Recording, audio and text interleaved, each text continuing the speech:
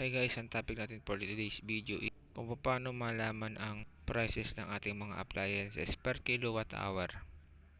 So I'll teach you how to do it. So dito makikita natin 500, 1,000 at 2,000. Yan yung mga denomination ng ating kuryente na binabayaran buwan-buwan. At dyan naka-indicate yung mga prices per kilowatt 8, 9.6 at 12.2. So yung mga prices na yun is hanggang 2,000 pesos lang na binabayaran kada buwan. So ngayon tuturo ko sa iyo paano nga ba mag-compute ng appliances per kilowatt hour.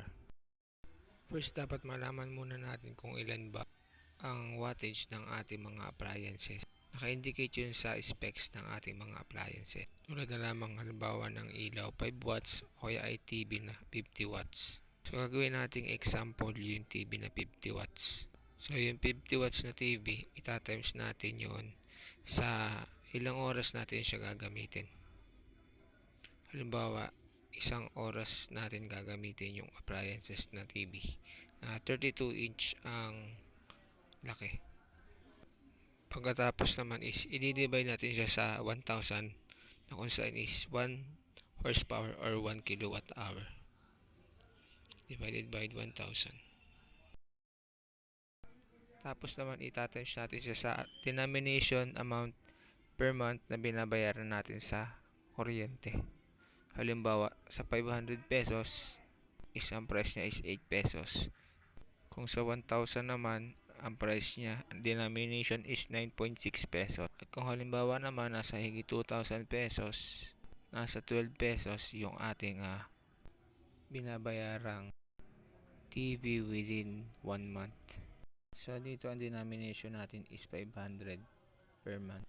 Ang price niya is 8 pesos. So, 4 centavos lang siya per hour.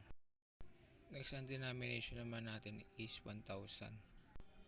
Ang price naman niya is 9.6 pesos.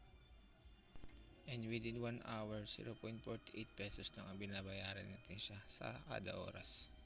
So, next naman natin is 1,500 to 2,000 denomination. At ang price naman niya is equivalent to 12 pesos.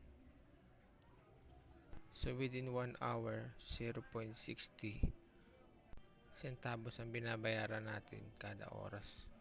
Gamit ang 50 watts na TV, LED, 32 inches. So yun lang guys, kadali ang pagkukompute ng ating mga appliances. Paano malaman ang bawat prices ng ating ginagamit na appliances per kilowatt hour. So yun lamang mga kakutingting for this video. Sana may natutunan kayo at itry nyo na rin ito sa mga appliances nyo para makatipid kayo. Please like, share and subscribe para sa mga next video pa natin pagkasamahan. Click mo na notification bell para ma-update ka para sa mga bago kong video na i-upload.